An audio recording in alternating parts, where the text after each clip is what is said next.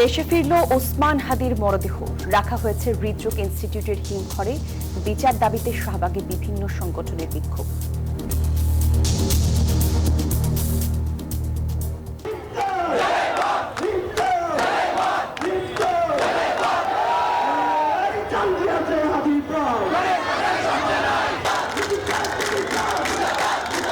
ভারত বিরোধী কথা বলার কারণে এই ভারতের যেই গোষ্ঠীটা আছে ফ্যাসিস্ট, তাদের সাথে মিলে আমাদের হাদি ভাইকে প্রকাশ্যে গুলি করেছে। হাদিকে যারা মেরেছে এদের দৃষ্টান্তমূলক শাস্তি, তাদেরকে শাহবাগে যদি ফাঁসি না দিতে পারে আমরা এই রাজপথ ছাড়ছি না। ওসমান হাদির রুহের মাগফিরাত কামনায় মসজিদ উপাসনালয়ে দোয়া প্রার্থনা। কাল রাষ্ট্রীয় শোক, অর্ধনমিত থাকবে জাতীয় পতাকা। প্রথম আলো ডেইলি স্টারে হামলার ঘটনায় মর্মাহত প্রধান উপদেষ্টা, দুই সম্পাদকের সঙ্গে ফোনালাপ, সহযোগিতার আশ্বাস।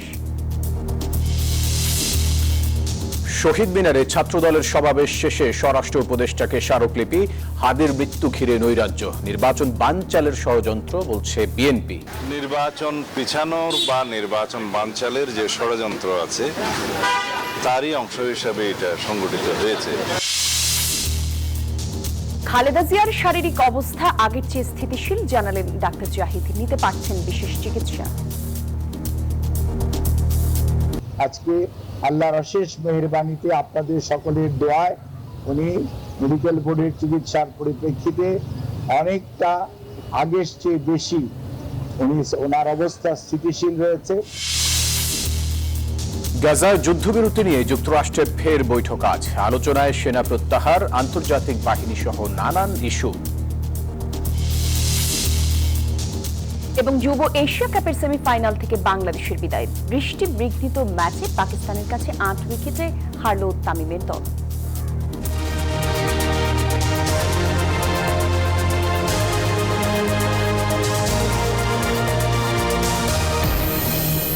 দর্শক, স্বাগত নিউজ 24 সংবাদে। পুরো সংবাদ জুড়ে আপনাদের সাথে আছি আমরা দুজন। আমি ফয়সাল মাহমুদ, জান্নাতুল কলিও আপনাদের সঙ্গে আছি। দেখছিলেন সুপার বোর্ড সংবাদ শিরোনাম। চলে যাব পুরো খবরে। লাল সবুজের পতাকায় মোড়ানো কফিনে করে দেশে ফিরলেন ইনকিলাব মঞ্চের মুখপাত্র শরীফ ওসমান হাদি। শুক্রবার বিকেল 5:55 বাংলাদেশ বিমানের একটি ফ্লাইটে ঢাকায় অবতরণ করে। পরিবারের ইচ্ছে, কবি নজরুলের পাশে সমাহিত হবেন বিদ্রোহী ওসমান হাদি। 7 দিন আগে পুরানা পল্টনে নিষিদ্ধ সংগঠন ছাত্রলীগ নেতার গুলিতে গুরুতর আহত হন তিনি। বিস্তারিত থাকছে প্রতিবেদনে। লাল সবুজের পতাকায় মোড়ানো কফিনে সিঙ্গাপুর ছাড়লেন জুলাই যোদ্ধা শরীফ ওসমান হাদি। বাংলাদেশ সময় দুপুর 2:03 চাঙ্গি আন্তর্জাতিক বিমানবন্দর ছাড়ে তাকে বহনকারী ফ্লাইটটি। বিকেল 5:15 দিকে বাংলাদেশের আকাশ সীমায় প্রবেশ করে তাকে বহনকারী বাংলাদেশ বিমানের BG385 ফ্লাইটটি। বিমানবন্দরে লাল সবুজের কফিনবন্দি হাদির মরদেহ গ্রহণ করেন বিএনপি, জামাত, এনসিপি সহ ফ্যাসিবাদ বিরোধী সব দলের নেতারা। কফিনে হাত রেখে কান্নায় ভেঙে পড়েন তারা। শাহজালাল বিমানবন্দরে 8 নম্বর গেটে তখনও অপেক্ষায় ইনকিলাব মঞ্চের তার সহযোদ্ধারা। বিমানবন্দর থেকে হাদির মরদেহ নিয়ে যাওয়া হয় রাজধানীর জাতীয় হৃদরোগ ইনস্টিটিউটের হিমঘরে। শুক্রবার রাতে সেখানে রাখা হবে কফিন। এই যে জুলাইয়ের সমস্ত শক্তি আজকে দ্বারা একত্রিত হয়েছি, এই ওসমান হাদির মৃত্যুর মধ্য দিয়ে আমাদের বাংলাদেশ বিনির্মাণে আমরা নতুন করে শপথ নিতে চাই এবং আমরা বলতে চাই যে একটি বাংলাদেশপন্থী নতুন একটি রাজনৈতিক বন্দোবস্তের দিকে আমরা যেতে চাই। শনিবার বাদ জোহর মানিক মিয়া অ্যাভিনিউতে হবে নামাজের জানাজা। পরিবারের ইচ্ছায় ঢাকা বিশ্ববিদ্যালয়ের কবি নজরুলের পাশে সমাহিত হবেন বিদ্রোহী ওসমান হাদি। আরিফুল ইসলাম, নিউজ 24, ঢাকা। ইনকিলাব মঞ্চের মুখপাত্র ওসমান হাদির মরদেহ রাখা হয়েছে জাতীয় হৃদরোগ ইনস্টিটিউট হাসপাতালের হিমঘরে। আমাদের সহকর্মীরা সন্ধ্যা থেকেই প্রতি ঘন্টায় সেই খবরের আপডেট আপনাদেরকে জানিয়ে এসেছে। তারই ধারাবাহিকতায় আরও একবার যাব সেখানে। সহকর্মী শাহ আলী জয় এই মুহূর্তে আছেন সেখানে। জয়, একটু জানাবেন সবশেষ কি তথ্য দিতে পারেন সেখানে যারা অবস্থান করছে, ছাত্র জনতা অথবা সাধারণ মানুষ কি বলছেন সবাই? কলি, শুরু থেকে যদি বলি যে আমরা দেখতে পেয়েছি যে ঢাকায় অবতরণের পর সন্ধ্যা 7টার কিছু সময় আগে ওসমান হাদিকে বহনকারী যেই লাশবাহী গাড়িটি রয়েছে সেটি জাতীয় হৃদরোগ ইনস্টিটিউট হাসপাতালের যে হিমঘর সেখানে প্রবেশ করে এবং এর কিছু সময় পরেই আমরা দেখতে পাই হাদির আত্মীয় স্বজন, আত্মীয় পরিজন, বন্ধু বান্ধব এবং নিকট আত্মীয়রা এই জাতীয় হৃদরোগ ইনস্টিটিউটে প্রবেশ করে এবং একই সঙ্গে তার সংগঠন ইনকিলাব মঞ্চের নেতাকর্মীরাও সেখানে প্রবেশ করে। আমরা দেখতে পেয়েছি যে জাতীয় নাগরিক পার্টি এনসিপির দুই নেতা আখতার হোসেন এবং হাসনাত আবদুল্লাহ তাদেরও আমরা প্রবেশ করতে দেখি এবং প্রত্যেকেই হাদির প্রতি শ্রদ্ধা জানিয়ে তারা বেরিয়ে যান এবং একটি বিষয় বলতে পারি যে এখন এই মুহূর্তে এখানে কড়া নিরাপত্তায় তার মরদেহটি রাখা হয়েছে। আমরা প্রচুর পরিমাণে বিপুল সংখ্যক পুলিশ এবং অন্যান্য আইনশৃঙ্খলা বাহিনীর সদস্যদের উপস্থিতি আমরা দেখতে পাচ্ছি। একই সঙ্গে ইনকিলাব মঞ্চের নেতাকর্মীরাও কিন্তু এসে জড়ো হয়েছেন এই জাতীয় হৃদরোগ ইনস্টিটিউট হাসপাতালের সামনে এবং তারা দাবি করছেন যে এরকম একটি হত্যাকাণ্ড 7 দিন আগে এই ঘটায় অপরাধের সঙ্গে যারা সরাসরিভাবে যুক্ত তাদের খুঁজে বের করতে আসলে আইন শৃঙ্খলা বাহিনী কেন ব্যর্থ হয়েছে এবং কেন তাদের এখনো খুঁজে বের করে আইনের আওতায় আনা যাচ্ছে না সে বিষয়ে কিন্তু তারা তাদের তীব্র ক্ষোভ জানাচ্ছেন। আপনাকে আরেকটু জানিয়ে রাখি যে ইনকিলাব মঞ্চের পক্ষ থেকে একটি প্রেস ব্রিফিং করা হয়েছিল কিছুক্ষণ আগে। সেখানে বলা হয়েছে যে আগামীকাল বাদ জোহর ওসমান হাদির প্রথম নামাজের জানাজা মানিক মিয়া এভিনিউতে অনুষ্ঠিত হবে, যেখানে সরকারের প্রধান উপদেষ্টা সহ উপদেষ্টা পরিষদের সদস্যরা উপস্থিত থাকবেন এবং তারপরে দ্বিতীয় আরও একটি নামাজে জানাজা ঢাকা বিশ্ববিদ্যালয়ে অনুষ্ঠিত হতে পারে বলে আমাদের জানানো হয়েছে। তো কলি এই ছিল এখানকার সর্বশেষ খবরাখবর। জি, ধন্যবাদ আপনাকে জয়। কাল সংসদের দক্ষিণ প্লাজায় জুলাই যোদ্ধা ওসমান হাদির জানাজা অনুষ্ঠিত হবে। এরপর দ্বিতীয় জানাজা অনুষ্ঠিত হওয়ার কথা রয়েছে কেন্দ্রীয় শহীদ মিনারে। এদিকে দিনভর হাদির হত্যার বিচার ও জুলাই যোদ্ধাদের নিরাপত্তা নিশ্চিতের দাবিতে শাহবাগ সহ বিভিন্ন গুরুত্বপূর্ণ এলাকায় বিক্ষোভ এবং সমাবেশ করেছে ক্ষুব্ধ ছাত্র জনতা। ওসমান হাদিকে হত্যার প্রতিবাদে ক্ষোভ বাড়ছে ছাত্র জনতার। বিচার ও জুলাই যোদ্ধাদের নিরাপত্তা নিশ্চিতের দাবিতে শাহবাগ সহ বিভিন্ন গুরুত্বপূর্ণ এলাকায় বিক্ষোভ ও সমাবেশ করেন তারা। 24-এ রক্ত দিয়েছি, নতুন করে স্বাধীনতা এনেছে, আমাদের এই স্বাধীনতা হারাতে দেব না ইনশাআল্লাহ। সেই দিন আর বেশি দূরে নয় যেদিন ভারতের আধিপত্যবাদ এবং আগ্রাসনের খবর হবে। তাদের আশঙ্কা বিচারহীনতার সংস্কৃতি চলতে থাকলে জুলাই যোদ্ধা সহ আন্দোলনের সম্মুখ সারির নেতাকর্মীরা আরো ঝুঁকির মুখে পড়বেন। তাকে যে খুন করলো, কিভাবে দ্রুত পালালো, এটার জবাব দিতে হবে পুলিশকে। যদি সরকার পদক্ষেপ নিত তাহলে আমার ভাইকে কোনোভাবে হত্যা করতে পারতো না তারা। জানাজার পর আবারও শাহবাগ অবরুদ্ধ করে ছাত্র জনতার বিক্ষোভ সমাবেশ চলবে বলে ঘোষণা দিয়েছে আন্দোলনকারীরা। আগামীকাল যে জানাজা হবে বাদ জোহর জাতীয় সংসদ ভবনের দক্ষিণ প্লাজায়, সেটি হবে আমাদের সকলের পক্ষ থেকে সর্বোচ্চ বিক্ষুব্ধ একটি সমাবেশ। যে সমাবেশে আমরা ভারতীয় আধিপত্যবাদ সহ লীগের সন্ত্রাসের বিরুদ্ধে আমরা আমাদের ভয়েস এবং অবস্থান জানান দেব ইনশাআল্লাহ।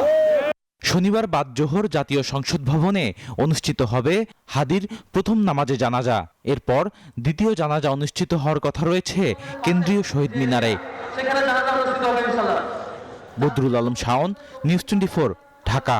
শরীফ ওসমান হাদির মৃত্যুতে তার আত্মার মাগফিরাত কামনায় বাইতুল মোকাররম জাতীয় মসজিদে দোয়া এবং মোনাজাতের আয়োজন করা হয়। জুমার নামাজের পর বিশেষ এই দোয়া ও মোনাজাত করা হয়। একই সাথে ধর্ম মন্ত্রণালয়ের নির্দেশে দেশের সকল মসজিদেও এই দোয়া মোনাজাতের আয়োজন করা হয়। হাদির মৃত্যুতে শনিবার রাষ্ট্রীয় শোক ঘোষণা করেন অন্তর্বর্তী সরকার। শুক্রবার অর্ধনমিত থাকবে জাতীয় পতাকা, শনিবার সব প্রতিষ্ঠানে অর্ধনমিত থাকবে জাতীয় পতাকা। প্রথম আলো ডেইলি স্টার কার্যালয়ে হামলার ঘটনায় পত্রিকা দুটির সম্পাদকের সঙ্গে টেলিফোনে কথা বলেছেন প্রধান উপদেষ্টা ডক্টর মোহাম্মদ ইউনূস। শুক্রবার দুপুরে প্রথম আলো সম্পাদক মতিউর রহমান ও ডেইলি স্টার সম্পাদক মাহফুজা নামের প্রতি গভীর সমবেদনা জানিয়েছেন প্রধান উপদেষ্টা। তিনি বলেছেন, তাদের প্রতিষ্ঠান এবং সংবাদকর্মীদের উপর এই অনাকাঙ্ক্ষিত এবং নেক্কারজনক হামলা তাকে গভীরভাবে ব্যথিত করেছে। এ সময় সম্পাদকদের এবং সংবাদ মাধ্যমগুলোকে পূর্ণ নিরাপত্তা ও প্রয়োজনীয় অন্যান্য সহযোগিতার আশ্বাস দেন ডক্টর মোহাম্মদ ইউনূস। এবারে জেডএসআরএম নির্বাচনের পথে।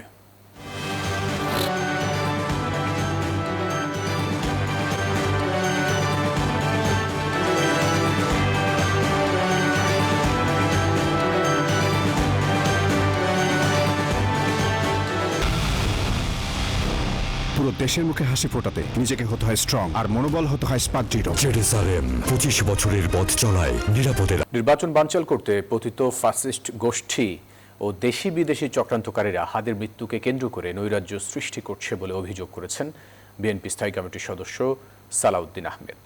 তিনি বলেন, কারা ওসমান হাদির হত্যাকাণ্ডকে রাজনৈতিকভাবে ব্যবহার করতে চায় তা দেশের জনগণ চিহ্নিত করেছে। এদিকে হাদির মৃত্যুকে কেন্দ্র করে গণমাধ্যমে হামলাকারীদের বিচারের আওতায় আনার দাবি জানিয়েছে জাতীয়তাবাদী ছাত্রদল। ইনকিলাব মঞ্চের মুখপাত্র শরীফ ওসমান হাদির মৃত্যুতে বাকরুদ্ধ গোটা জাতি। তার মৃত্যুকে কেন্দ্র করে গণমাধ্যম, সাংস্কৃতিক প্রতিষ্ঠান সারা দেশে বিচ্ছিন্নভাবে হামলার পেছনে সুগভীর চক্রান্ত আছে বলছে বিএনপি। কয়েকটি পত্রিকা অফিসকে ভাঙচুর এবং আগুন জ্বালানোর মধ্য দিয়ে যে নৈরাজ্য সৃষ্টি করার পায়তারা চলছে এবং সারা বাংলাদেশে বিভিন্ন জায়গায় চিহ্নিত বিভিন্ন স্থানে এবং ব্যক্তিকে হামলা করার, আক্রমণ করার, বাড়ি করে হামলা করার যে পরিকল্পনা নিচ্ছে তার পিছনে একটি সুগভীর চক্রান্ত আছে, ষড়যন্ত্র আছে। গুলশানে বিএনপি চেয়ারপারসনের কার্যালয়ের সামনে তিনি জানান, নির্বাচন বানচালের ষড়যন্ত্রের অংশ হিসেবে দেশের ভেতরে ও বাইরে সক্রিয় পতিত ফ্যাসিবাদী শক্তি গণতান্ত্রিক কর্মকাণ্ডকে বাধাগ্রস্ত করতে চায়। এরকম একটি হত্যাকাণ্ড বাংলাদেশের পুরো অনুভূতিতে নাড়া দিয়েছে। আমরা মনে করি দেশের অভ্যন্তরে এবং দেশের বাইরে পতিত ফ্যাসিবাদী শক্তি নির্বাচন পিছানোর বা নির্বাচন বানচালের যে ষড়যন্ত্র আছে তারই অংশ হিসাবে এটা সংগঠিত হয়েছে। এদিকে ওসমান হাদিকে হত্যার প্রতিবাদে কেন্দ্রীয় শহীদ মিনারে সমাবেশ করে জাতীয়তাবাদী ছাত্রদল। খুনিদের বিচারের আওতায় আনার দাবি জানান সংগঠনের নেতারা। সেই সঙ্গে হাদির হত্যাকাণ্ড কেন্দ্র করে নৈরাজ্যকারীদেরও বিচারের আহ্বান ছাত্রদলের। আমরা যখন একটি জাতীয় নির্বাচনের দিকে একদম এগিয়ে যাচ্ছি, ঠিক তখনই শরীফ ওসমান হাদিকে গুলি করে বাংলাদেশের গণতান্ত্রিক ব্যবস্থাকে নস্যাৎ করার এক ধরনের অপচেষ্টা চলমান রয়েছে। ওসমান হাদির হত্যাকাণ্ডের সাথে জড়িত হত্যাকারীদের বিচারের দাবির সাথে সাথে এর নেপথ্যে যারা রয়েছে তাদেরও বিচারের আওতায় নিয়ে আসার সাথে সাথে এই মবতন্ত্র কায়েমের সাথে যারা জড়িত তাদেরও মুখোশ উন্মোচন এবং বিচারের আওতায় নিয়ে আসার দাবি জানাচ্ছি। সমাবেশ শেষে স্বরাষ্ট্র উপদেষ্টার বাসভবনে গিয়ে স্মারকলিপি দেন ছাত্রদল নেতৃবৃন্দ। সাইফুল ইসলাম, নিউজ 24, ঢাকা। বিএনপি ভারপ্রাপ্ত চেয়ারম্যান তারেক রহমান আগামী 25 ডিসেম্বর দেশে ফেরার জন্য ট্রাভেল পাস হাতে পেয়েছেন। শুক্রবার লন্ডনে বাংলাদেশ হাইকমিশন থেকে ট্রাভেল পাস হাতে পান তিনি। আর এর আগে বৃহস্পতিবার ট্রাভেল পাসের জন্য তারেক রহমান হাইকমিশনে আবেদন করেছিলেন। জানা গেছে, রাজনৈতিক কারণে লন্ডন নির্বাসিত থাকায় মেয়াদ ফুরানোর পর আর বাংলাদেশের পাসপোর্ট পাননি তারেক রহমান। সরকার পতনের পর সুযোগ থাকলেও তিনি পাসপোর্ট নবায়নের আবেদন করেননি। বর্তমান পরিস্থিতিতে এ কারণেই বাংলাদেশি হিসেবে তাকে দেশে ফিরতে হলে ট্রাভেল পাস নিয়েই আসতে হবে। আগের চেয়ে বেশি স্থিতিশীল বিএনপি চেয়ারপারসন বেগম খালেদা জিয়ার শারীরিক অবস্থা। ব্রিফিংয়ে এমন তথ্য দিয়েছেন তার ব্যক্তিগত চিকিৎসক ও বিএনপির স্থায়ী কমিটির সদস্য doctor AZM Zahid Hossain. Doctor Zahid আরও জানান, ওনার অবস্থার অবনতি ঘটেনি। ওটিতে ছোট একটি প্রসিডিওর করতে হয়েছে, যার পরিপ্রেক্ষিতে তিনি সফলভাবে চিকিৎসা সেবা গ্রহণ করতে পেরেছেন। আর খালেদা জিয়ার স্বাস্থ্যের অবস্থার উন্নতির দিকে যাচ্ছে বলেও ইঙ্গিত দিয়েছেন মেডিকেল বোর্ডের সদস্য বিএনপির স্থায়ী কমিটির সদস্য ডাক্তার AZM জাহিদ হোসেন। উনি যে অবস্থায় ছিলেন সেই অবস্থার তুলনায় আজকে আল্লাহর অশেষ মেহেরবানিতে আপনাদের সকলের দোয়ায় উনি মেডিকেল বোর্ডের চিকিৎসার পরিপ্রেক্ষিতে অনেকটা আগের চেয়ে বেশি ওনার অবস্থা স্থিতিশীল রয়েছে। ওনার সার্বিক সুস্থতার জন্য আপনারা সবাই দেশবাসীর কাছে আমরা দোয়া চাই আপনাদের মাধ্যমে। নুরুল কবিরের ওপর হামলা এবং বিভিন্ন জায়গায় জ্বালাও পোড়াও ও ভাঙচুরের ঘটনার নিন্দা জানিয়েছেন এনসিপির মুখ্য সমন্বয়ক নাসিরউদ্দিন পাটোয়ারি। শুক্রবার বিকেলে রাজধানীর বাংলা মোটরে দলের অস্থায়ী কেন্দ্রীয় কার্যালয়ে অবস্থান কর্মসূচিতে এই কথা বলেন তিনি। ইনকিলাব মঞ্চের মুখপাত্র শরীফ ওসমান হাদি হত্যার প্রতিবাদ এবং ভারতীয় আধিপত্যবাদের বিরুদ্ধে পূর্ব ঘোষিত বিক্ষোভ মিছিল বাতিল করে অবস্থান কর্মসূচি পালন করেন জাতীয় নাগরিক পার্টির নেতাকর্মীরা। অবস্থান কর্মসূচিতে অংশ নেয় এনসিপির নেতাকর্মীরা। নুরুল কবির সহ অন্যান্য সাংবাদিকবৃন্দ, তাদেরকে জল করা হয়েছিল, ওনাদের চুল ধরে টান দেওয়া হয়েছিল এবং বিভিন্ন জায়গায় বিভিন্ন সাংবাদিকদের উপরে নির্যাতন চালানো হচ্ছে। সাথে সাথে নিন্দা জ্ঞাপন করছি এই আন্দোলনে অনেকে অনুপ্রবেশ করে বিভিন্ন জায়গায় জ্বালাও পোড়াও ভাঙচুরের নেতৃত্ব দিয়েছিল। আমরা জাতীয় নাগরিক পার্টির পক্ষ থেকে নিন্দা জানিয়ে রাখলাম। নির্বাচনে বিজয়ী হলে জামায়াতে ইসলামীর অন্যান্য রাজনৈতিক দলকে সঙ্গে নিয়ে জাতীয় সরকার গঠন করবে বলে জানিয়েছেন দলটির আমির ডাক্তার শফিকুর রহমান। বৃহস্পতিবার রাতে পূর্ব লন্ডনের একটি অভিজাত হোটেলে সাংবাদিকদের সঙ্গে এক মতবিনিময় সভায় এসব কথা বলেন যুক্তরাজ্যে সফররত জামায়াতে ইসলামীর আমির doctor Shafiqur Rahman. Meet the press অনুষ্ঠানে আগামী জাতীয় সংসদ নির্বাচন, সরকার গঠন, গণতন্ত্র, প্রবাসী ভোটাধিকার সহ গুরুত্বপূর্ণ নানা বিষয়ে নিজের অবস্থান স্পষ্ট করেন জামায়াত আমির। ইলেকশনে যারাই পার্টিসিপেট করবে সকল স্টেক হোল্ডারকে আমরা আহ্বান জানাবো আসেন, কিন্তু শর্ত দুটো, এই শর্ত মানতে হবে। প্রথম শর্ত হচ্ছে যে তাকে ওয়াদা করতে হবে সেই দলটাকে তারা নিজেরা করাপশন করবেন না এবং কোনো করাপশনকে তারা প্রশ্রয় দেবে। 2 নম্বর শর্ত হচ্ছে justice for all and equal, এখানে কেউ কোনো পলিটিক্যাল ইন্টারভেনশন করতে পারবে। এই দুইটা যারা মানবেন তাদেরকে বলবো মোস্ট ওয়েলকাম। রাজধানীর বাজারে পেঁয়াজের ঝাঁজ কমছেই না, কেজি প্রতি দাম 150 টাকার বেশি। শীতের সবজির দামও গতবারের তুলনায় বাড়তি বলছেন ক্রেতারা। তবে কমেছে নতুন আলুর দাম, নেমেছে 20 টাকা কেজিতে। এদিকে মাছের বাজার গত সপ্তাহের মতোই চড়া, ডিম ও মাংসের দরেও স্বস্তি নেই। সাপ্তাহিক ছুটির দিন, তবে রাজধানীর কারওয়ান বাজারে ক্রেতা আনাগোনা খানিকটাই কম। শীতকালীন সবজিতে বাজার ঠাসা। শিমের কেজি 60 টাকা, গাজর বরবটি 70, মূলা 70, টমেটো 120 এবং মটরশুঁটি 140 টাকায় বিক্রি হচ্ছে। প্রতি পিস ফুলকপি 40, বাঁধাকপি 60 এবং লাউ 60 টাকায় বিক্রি হচ্ছে। যদি আপনি পিওর শীতের একেবারে পিক সিজনটা মনে করেন, সেই হিসেবে দাম এখন অনেক বেশি, কারণ এখনো বেগুন 80 টাকা 90 টাকা করে কেজি, যেটা কোনোভাবেই কাম্য নয়। করলা, উস্তা, পটল এগুলো 60-70 টাকা 80 টাকার ভিতরে, কারণ এগুলো সরবরাহ কম, সেই জন্য দাম বেশি। বাজার অনুসারে সবকিছু কোনো দাম বেশি, তাহলে আমরা হিমশিম তো অবশ্যই খেতেছি। এদিকে কমে এসেছে নতুন আলুর দাম, কেজিতে নেমেছে 20 টাকায়। তবে পেঁয়াজের দাম গত সপ্তাহের তুলনায় কিছুটা কমলেও দাম এখনো বাড়তি। পেঁয়াজের দামটা অনেক বাড়তি, একটু শীতল হলে ভালো হতো। গত সপ্তাহ তো এই সপ্তাহে কেজি 20 টাকা কম, আরো কমার সম্ভাবনা আছে। আমিষের বাজারে ডিমের ডজন 110 টাকা, 10 টাকা বেড়ে ব্রয়লার মুরগি কেজি 160 টাকা। সোনালী মুরগির দর আগের মতোই। অন্যদিকে মাছের বাজারে দাম বাড়তি, কেজি প্রতি রুই 350, কাতল 500 থেকে 600, তেলাপিয়া 220, চিংড়ি 800 থেকে 1200, দেশি আইড় 1500, পাঙ্গাস 200 টাকায় বিক্রি হচ্ছে। ফারজানারিয়া, নিউজ 24, ঢাকা। ওসমান হাদি হত্যার বিচারের দাবি জানিয়েছে বিএনপি। রাতে গুলশানে স্থায়ী কমিটির বৈঠক শেষে সাংবাদিকদের এসব কথা জানান দলটির মহাসচিব মির্জা ফখরুল ইসলাম আলমগীর। এ সময় সারা দেশের বিভিন্ন প্রতিষ্ঠানে হামলার ঘটনায় নিন্দা জানান তিনি। কাপুরুষোচিত এই হত্যাকাণ্ডের আমরা তীব্র ঘৃণা ও নিন্দা জানাচ্ছি। অবিলম্বে হত্যাকারীদের গ্রেফতার ও বিচারের জন্য আমরা আবারও দাবি জানাচ্ছি। একজন উশৃঙ্খল মানুষ অগ্নিসংযোগ করেছে, কর্মরত সাংবাদিকদের জীবন মৃত্যু ঝুঁকির মধ্যে ঠেলে দিয়েছে। আমরা এই ঘৃণ্য ঘটনাবলীর তীব্র নিন্দা জানাচ্ছি ও ঘৃণা প্রকাশ করছি। যে ঘটনা প্রমাণ করে এই পুরনো চিহ্নিত মহল দেশকে পরিকল্পিতভাবে নৈরাজ্যের পথে ধাবিত করতে চায়। এবারে ভ্যাসলিন প্রেজেন্টস শীতের সাতকাহন।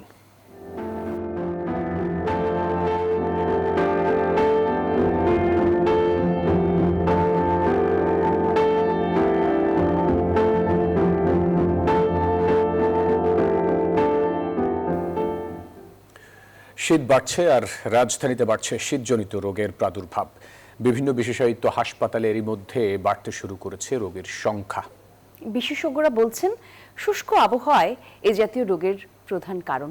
আর এছাড়াও শিশু, বৃদ্ধরা এই ধরনের রোগের ক্ষেত্রে থাকেন সবচেয়ে বেশি ঝুঁকিতে। রিশাদ হাসানের রিপোর্টে বিস্তারিত। বাংলায় পৌষ মাস, অর্থাৎ এরই মধ্যে দেশ জুড়ে জেঁকে বসতে শুরু করেছে শীত। শীত মানেই যে শুধু সুখ তা নয়, এই সময় শরীরে বাসা বাঁধে শীতজনিত নানা রোগ। শীতজনিত রোগের মধ্যে রয়েছে ঠান্ডা, সর্দি, কাশি, শ্বাসকষ্ট, বিভিন্ন রকম চর্মরোগ সহ গুরুতর সিওপিডি। এরই মধ্যে রাজধানীর বিভিন্ন বিশেষায়িত হাসপাতালের বহির্বিভাগে বেড়েছে শীতজনিত রোগের সংখ্যা। জাতীয় নাক কান গলা ইনস্টিটিউটের পরিচালক জানান, স্বাভাবিক সময়ের তুলনায় এখন রোগীর সংখ্যা বেশি। আমাদের এই বেশ কিছুদিন যাবৎ আউটডোরের একটা হিসাব আমরা দেখি যে কিছু রোগী প্রায় 10 to 15% রোগী অলরেডি বেড়ে গেছে আমাদের। তো এটার ব্যাপারে আমরা চিকিৎসার পাশাপাশি কিছু অ্যাডভাইস করি, যেমন আপনার মাস্ক ইউজ করার কথা বলি। সেই ক্ষেত্রে যারা ধুলাবালি বা ডাস্ট অ্যালার্জি থাকে, পলেন অ্যালার্জি থাকে। শুধু তাই নয়, অ্যাজমা, নিউমোনিয়া, যক্ষ্মা সহ বিভিন্ন গুরুতর রোগীদেরও এই সময়টায় বাড়ে অসুস্থতা। বেশি ঝুঁকিতে শিশু ও বৃদ্ধরা। দুপুরবেলায় গরম পড়ছে, রাত্রের দিকে ভোর রাতের দিকে ঠান্ডা, এই যে ঠান্ডা গরম মিলে সবচেয়ে বেশি আক্রান্ত হয় শিশুরা এবং বয়স্করা। তারা সহজে বুঝতে পারে না, কারণ দৌড়াদৌড়ি করে বা খেলাধুলা করে, ঘামটা একদম বসে যায়। এবং বয়স্করা তাই তাদের উপর ক্ষমতা অনেকটা কম থাকে, ডায়াবেটিস, হাইপারটেনশন, বিভিন্ন ধরনের জটিল রোগে আক্রান্ত থাকে, যার জন্য আক্রান্ত তারা বেশি, নিউমোনিয়াতে মৃত্যু তাদের হয়। শীতে বাড়ে চর্মরোগও। চুলকানি, স্ক্যাবিস, ত্বক ফেটে যাওয়া সহ নানা রোগে ভোগেন শিশু থেকে বৃদ্ধ সব বয়সী মানুষ। এই জাতীয় রোগ এড়াতে আগাম সতর্কতার কোনো বিকল্প নেই বলে জানান বিশেষজ্ঞরা। এই রুক্ষতার কারণে আমাদের চামড়ার বিশেষ করে পায়ের গোড়ালি, মুখমণ্ডল, ঠোঁট ফেটে যেতে পারে। এবং এই ফেটে যাওয়া রোধ করতে হলে আমাদের যেটা সবার আগে করতে হবে, ময়শ্চারাইজার ব্যবহার করার অভ্যাস গড়ে তোলা, বিশেষ করে ভ্যাসলিন এবং লোশন ব্যবহার করা। আর এছাড়া এই শীতের সময় বিভিন্ন রোগ বালাই বাড়তে পারে, বিশেষ করে চামড়ার শুষ্কতা ফেটে যাওয়ার কারণে বিভিন্ন রোগ বালাই হতে পারে। এই সময় যেন সবুজ শাকসবজি বেশি করে খেতে পারি, বেশি বেশি পানি খেয়ে খাওয়ার অভ্যাস গড়ে তুলতে হবে। শীতের শুষ্ক আবহাওয়ায় ত্বক ও শ্বাসতন্ত্রের যত্ন এনে দিতে পারে সুরক্ষা, বলছেন বিশেষজ্ঞরা। রিশাদ হাসান, নিউজ 24, ঢাকা। দর্শক, এই শীতে নরম ও কোমল স্কিনের জন্য ব্যবহার করুন ভ্যাসলিন ডিপ রিস্টোর। টানা 2 আসরে যুব এশিয়া কাপ জয়ী বাংলাদেশকে এবার থামতে হলো সেমিফাইনালে। বৃষ্টি বিঘ্নিত ম্যাচে পাকিস্তানের কাছে 8 উইকেটে হেরে আসর থেকে বিদায় নিয়েছে আজিজুল হাকিম তামিমরা। আরেক সেমিফাইনালে শ্রীলঙ্কাকে একই ব্যবধানে হারিয়েছে ফাইনালে ভারত। বর্তমান চ্যাম্পিয়ন বাংলাদেশের হার সেমির মঞ্চে। পাকিস্তান যুবাদের সাথে কোনো সুযোগই তৈরি করতে পারেনি বাংলার তরুণরা। 8 উইকেটের বিশাল ব্যবধানে হেরে আরব আমিরাত অধ্যায় শেষ হলো তাদের।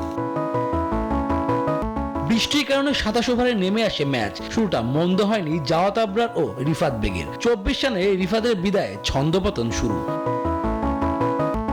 সঙ্গীর পথ ধরে সাজঘরে আবরার। ক্যাপ্টেন আজিজুল তামিমও নরবরে ব্যাটিংয়ে উইকেট দিয়ে আসেন 20 রানে। কামাল সিদ্দিকী, মোহাম্মদ আবদুল্লাহ, শেখ পারভেজ জীবন কিংবা ফরিদ হাসান কেউই পারেননি 2 অঙ্ক স্পর্শ করতে।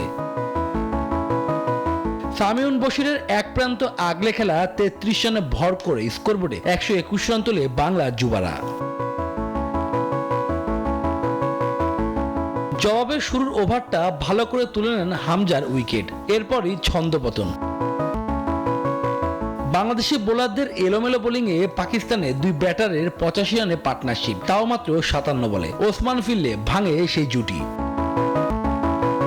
তারপর সমীর মিনহাজের 69 রানে 63 বল হাতে থাকতে জয় তুলে নেয় ইমরান খান, ওয়াসিম আকরামের উত্তরসূরিরা। রোববার ফাইনালে মুখোমুখি হবে ভারত পাকিস্তান। শুভদেবনাথ, নিউজ 24। এই ছিল নিউজ 24 সংবাদে। এতক্ষণ সঙ্গে ছিলেন যারা, ধন্যবাদ সবাইকে।